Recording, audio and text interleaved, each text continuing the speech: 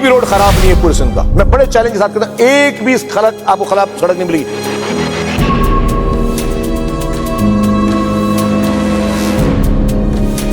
सिंध हुकूमत के जेर इस्तेमाल जितनी सड़कें हैं वो अल्हम्दुलिल्लाह सबसे बेहतर परफॉर्म किया है। सिंध की तमाम सड़कें बहुत बेहतर बनी हुई है।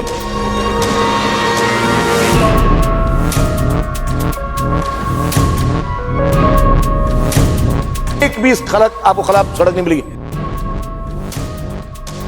शर्जील मेमन ऐसे कह सकते हैं क्योंकि वो जो है वो शहद भी बना सकते हैं किसी और चीज़ को। समझ में नहीं आता है कि हमारे जो मिनिस्टर हैं या ये जो हमारे वज़रा बैठे हुए हैं सिंध असेंबली में, तो ये किस किस्म का चश्मा पहनते हैं कि इनकी आंखें अंधी हो जाती हैं और इनको नज़र नहीं आता।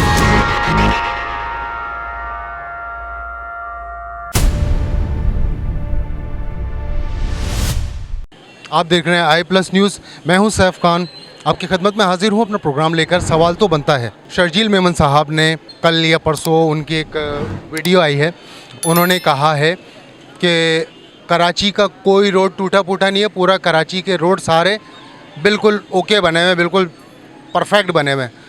तो आइए आवाम से जानते हैं कि कौन सा रोड टूटा हुआ है और कराची वाकई मतलब रोड जो है इतने बेहतरीन बने हुए हैं।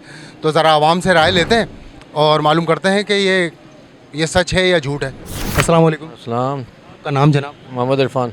इरफान भाई, शर्जील मेमन साहब का कहना है कि सड़कें जो है कराची की वो बिल्कुल परफेक्ट VIP बनी हुई है, उसके बारे में आप क्या कहना चाहेंगे? ऐसा तो नहीं है, VIP तो नहीं कह सकते, लेकिन आप जैसे मोहल्ले का विज़िट करें, थोड़ा बहुत काम हुआ है, लेकिन अक्सर जैसे अजीमपुरा का फ्लाईओवर बना है, लेकिन उससे पहले इस तरफ जो रोड है वो बिल्कुल खोदा हुआ है, वहाँ लाइनों का काम चल रहा है। मुझे समझ नहीं आती इनको, जब बारिशों का मानसून का सीज़न होता है और उसी टाइम इनको काम याद आ जाते, अरे भाई पहले काम कर लो। अभी अल्लाह ना करे ये बारिश हो जाए, आप ये मॉडल वाला रोड देख लें, मलिर आर्ट से अंदर वाला, ये अजीमपुरा वाला रोड देख लें, अल्लाह ना करे बारिश हो जाए, आवाम ने तो जलील ख्वार हो जाना है, रोड पे घंटों लग जाने हैं उनको निकलने में। क्या कहते हैं, हमारे लिए खड्डों में थोड़े थोड़े से रोड छोड़ दिए उन्होंने, बड़ी मेहरबानी है उनकी। इसके अब ये देखें, ये रफ़ायाम वाला, ये अभी मेरे ख्याल में एक आध दिन से पानी रुका हुआ है, 2 महीने मुसलसल वहाँ से पानी आ रहा था, पूरा गोल्डन टाउन शमसी सोसाइटी सफ़र कर रहा था।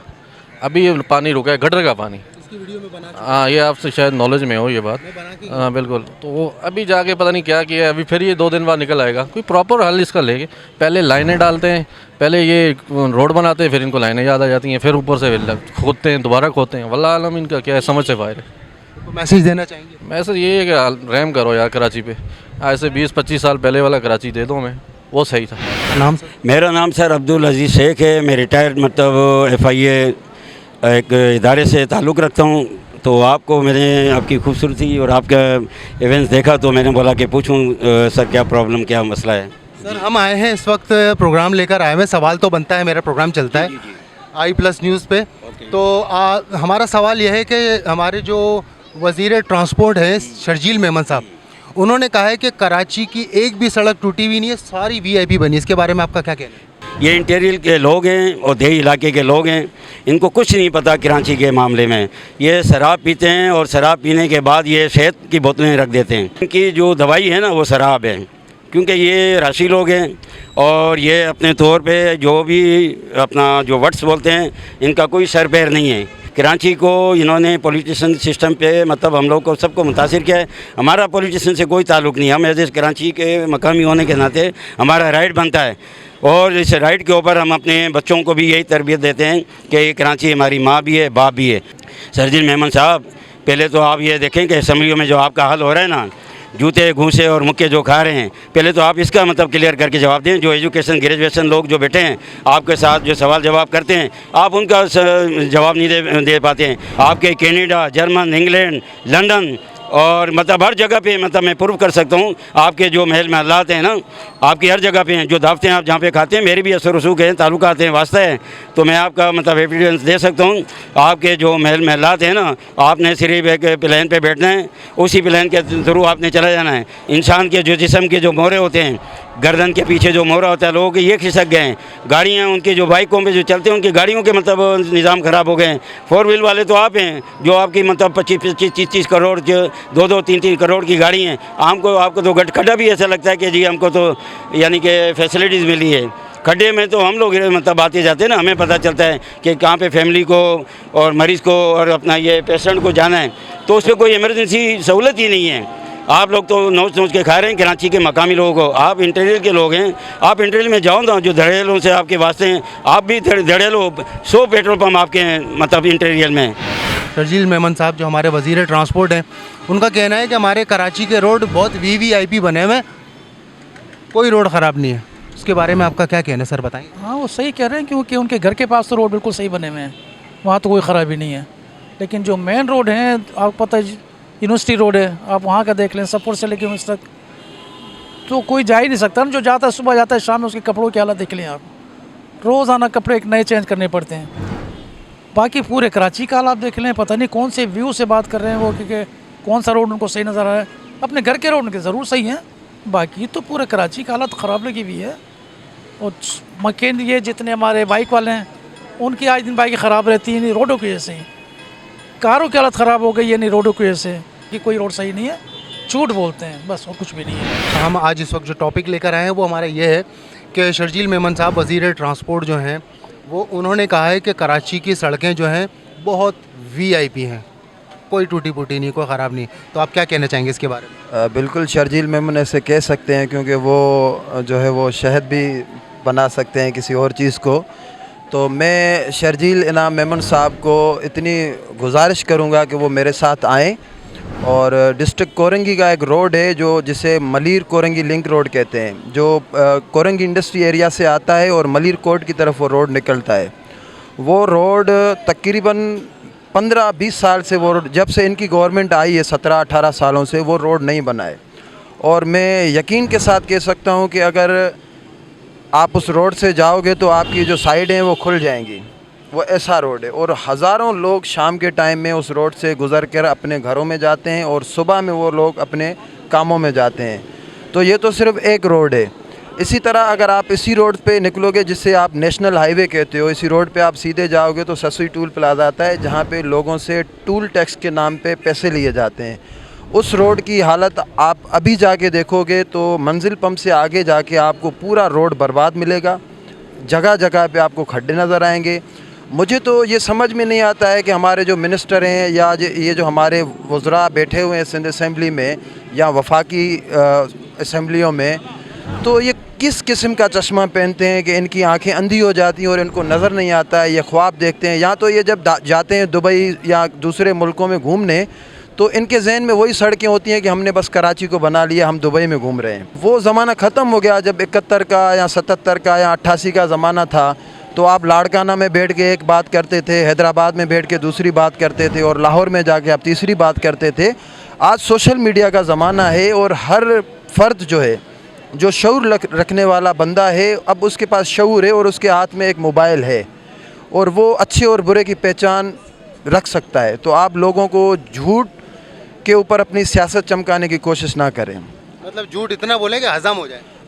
बिल्कुल यही बात है ना कि मैं अगर एक झूठ बोलूं और मैं आपके सामने, वो किसी ज़माने में इनके ही साबिका पीपल्स पार्टी के रहनुमा थे जुल्फ़कार मिर्ज़ा, उन्होंने इनके मरहूम रहमान मलिक के लिए क्या कहा था कि वो सेब खाते हैं तो वो बोलते हैं मैं केला खा रहा हूँ।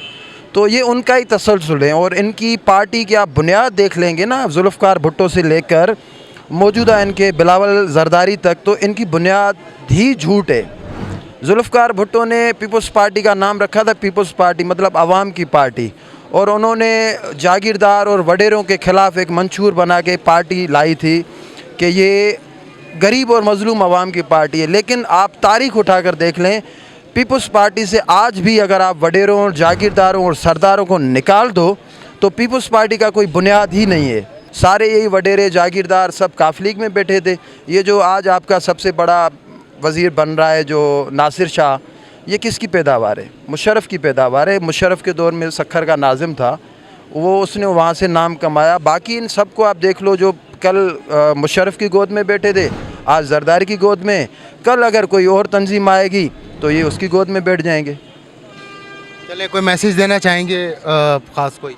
मैसेज में खुसूसन अपने नौजवानों को ये मैसेज देना चाह रहा हूँ, जो नौजवान हमारे यहाँ पे किसी भी सियासी जमात से वो ताल्लुक़ रखते हैं, तो हम उनको ये कहते हैं कि खुदारा सियासी तंजीमों के पहले आइन और मंशूर को पढ़ें और अपनी क़यादत के कौल और फ़ेल को देखें कि आपकी क़यादत क्या बोल रही है और क्या कर रही है। हाँ, बाकी उसके बाद अगर आप एक दूसरे को जमात इस्लामी, MQM या किसी और पीपल्स पार्टी की सियासत में उलझ के आप मोहल्लों में, गलियों में झगड़े ना करें। आप अपने मोहल्ले लेवल पे एक ऐसे इदारे बनाएं, एक ऐसे यूनिट बनाएं जो आप मोहल्ले में बैठकर अपने मोहल्ले की मालकी करें। मैं ये यकीन से कह सकता हूँ कि अगर हम ग्राउंड पे खड़े होकर सिर्फ हम अपनी गली की मालकी करें, एक नौजवान अगर अपने 10 नौजवानों को जमा करके हम अपनी अपनी गली की मालकी करें, अपने इलाके के स्कूल की मालकी करें, अपने इलाके के हॉस्पिटल की मालकी करें, तो इंशाअल्लाह हमारा मुआशरा बेहतर हो सकता है। बाकी ये जो चोर और करप्ट बेईमान, ये जो हमारे हुक्मरान हैं, ये जो वज़रा हैं और ये जो ब्यूरोक्रेट हैं जो बैठे हुए हैं, आप जिस इदारे में जाओ ये तनख्वाह हमारी बजट से लेते हैं, लेकिन इनकी बदमाशियाँ हम पे ही चलती हैं। ये आवाम के लिए ऐसे तुरम खान बन जाते हैं कि ये समझते हैं कि हम किसी और मखलूक से आए हैं, हालांकि इनको हम ही बजट देते हैं, हमारी टैक्स है जिससे ये तनख्वाहें लेते हैं और बड़ी बड़ी गाड़ियों में घूमते हैं। मुल्क का निज़ाम ये है, आप देखो कि एक डिप्टी कमिश्नर है वो रीवो गाड़ी में घूम रहा है। अब जो रीवो में घूमेगा उसको तो रोड ये बेहतर ही नज़र आएंगे ना, जो V8 में जाएगा उसको ज़ाहिर सी बात है ये रोड बेहतर लगेगा। बाइक पे मैं घूम रहा हूँ, बाइक पे आप घूम रहे हो, बाइक पे हमारे नौजवान घूम रहे हैं, तो उनको पता है कि उनकी बाइकों के जंप 6 महीने में ख़त्म हो जाते हैं। 1.5 लाख रुपए की बाइक है अभी, वो आप महीना चलाओ कराची की सड़कों पे आपकी बाइक खुल जाएगी। तो हम नौजवानों को यही कहेंगे कि ये सियासी उलझनों से बाहर निकलें और अपने इलाकों की, अपने मोहल्लों की शऊरी तौर पर मालकी करें। ये मेरा नौजवानों को, सिर्फ कराची नहीं लेकिन पूरी सिंध और पूरे पाकिस्तान के नौजवानों को ये मैसेज है कि अपने मुआशरे की तश्कील आप खुद दो, हुक्मरानों को छोड़ो। तो नाजरीन, जैसा कि आपने सुना, देखा अपनी आंखों से, हमारी आवाम जो है इस वक्त क्या कह रही है और उन्होंने क्या कहा। हमारे जनाब वज़ीर ट्रांसपोर्ट जो आप हैं शर्जील मेमन साहब, आपको बता दूं कि कोई कराची के रोड VIP नहीं बने हुए हैं। सबसे मेन तो आप ले लें यूनिवर्सिटी रोड को, जो उसका हाल है। दूसरी बात, ये अपना कोरंगी लिंक रोड कहलाता है, मलिर से ये जा रहा है रोड। आप वहाँ पर आके विज़िट करें उस रोड का क्या हाल है। ये भी मेन रोड है, तो आप आएँ, आपको पता चलेगा। गाड़ियों से उतरना पड़ेगा, घरों से निकलना पड़ेगा, को देखना पड़ेगा। आवाम ने कहा कि अपने घरों के सामने के रोड बने हुए तो उससे कुछ नहीं होता, बाहर निकलना पड़ेगा। काम करेंगे तो दिखेगा, नहीं करेंगे सिर्फ बोलने से कुछ नहीं होता। फिर मिलेंगे अगले प्रोग्राम में। कैमरामैन खिज़र अहमद के साथ सैफ खान, I+ न्यूज़ कराची।